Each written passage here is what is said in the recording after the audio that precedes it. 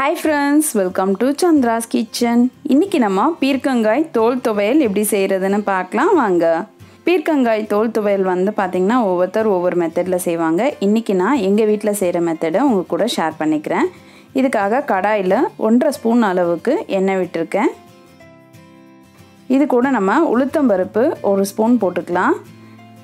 இத நல்லா வந்து செவுக்க வறுத்துக்கணும். இப்போ வந்து உளுத்தம் பருப்பு செவந்திருச்சு. இதை நம்ம வந்து தனியாக ஒரு பாத்திரத்தில் எடுத்து வச்சிடலாம். அடுத்ததாக 3 காஞ்ச மிளகாய் சேர்த்து இதை நல்லா வதக்கிக்கலாம். இப்போ காஞ்ச மிளகாய் வறுபட்டுருச்சு. இதையும் நம்ம உளுத்தம் பருப்போடு சேர்த்து வச்சிடலாம். சின்ன வெங்காயம் ஒரு 5லேருந்து 6 சின்ன வெங்காயம் சேர்த்துக்கோங்க. இதை லைட்டாக வதக்கிடுங்க. இது கூடவே 1 ஸ்பூன் அளவுக்கு தேங்காவை சேர்த்துக்கலாம். இப்போ நம்ம சின்ன வெங்காயத்தையும் தேங்காவையும் லைட்டாக வதக்கிடலாம்.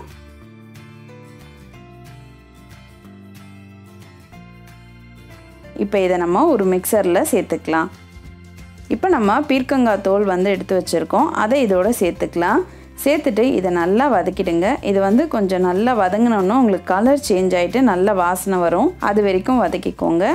கூடவே 1/2 இன்ச் அளவுக்கு இஞ்சியை வந்து இதோட சேர்த்துக்கோங்க. இஞ்சி சேர்த்துட்டு இப்போ நம்ம இதை வதக்கிடலாம். இப்போ அடுத்ததாக நம்ம ஒரு பூண்டு பல் சேர்த்துக்கலாம். கொஞ்சமாக பெருங்காயத்தூள் சேர்த்துக்கோங்க. இப்போ நம்மளுடைய பீர்க்கங்காய் தோல் நல்லா வதக்கியாச்சு. இதை நம்ம வந்து ஏற்கனவே வதக்கி வச்சுருக்க தேங்காய், வெங்காயம், காஞ்ச மிளகா அடுத்ததான் நம்ம இந்த பீர்க்கங்காய் தோலையும் மிக்சரில் சேர்த்துக்கலாம்.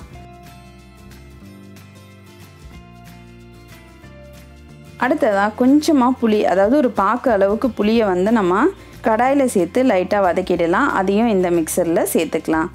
இப்போ நம்ம இந்த பீர்க்கங்காய் துவையலுக்கு தேவையான அளவு உப்பை சேர்த்துடலாம்.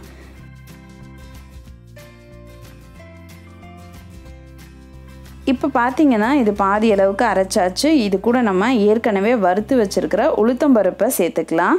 சேர்த்துட்டு இதை நல்லா ஒரு வாட்டி அரைச்சிடுங்க. இது கொஞ்சம் கொரகொரப்பாக அரைச்சிங்கன்னா நல்லாயிருக்கும். அதனால தான் வந்து உளுத்தம் பருப்பை கடைசியாக சேர்த்துருக்கோம். இந்த பீர்க்கங்காய் தோல் துவையல் வந்து பார்த்திங்கன்னா சாதத்துக்கு, தோசை, இட்லின்னு எல்லாத்துக்குமே நல்லாயிருக்கும். இதை நீங்கள் ட்ரை பண்ணி பார்த்துட்டு உங்களுடைய ஃபீட்பேக்கையும் கமெண்ட்டையும் எங்களுக்கு சொல்லுங்கள்.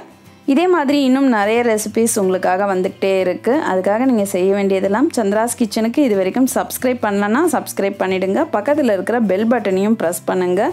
நான் இன்னொரு சுவாரஸ்யமான ரெசிபியோடு உங்களை சந்திக்கிறேன். நன்றி, வணக்கம்.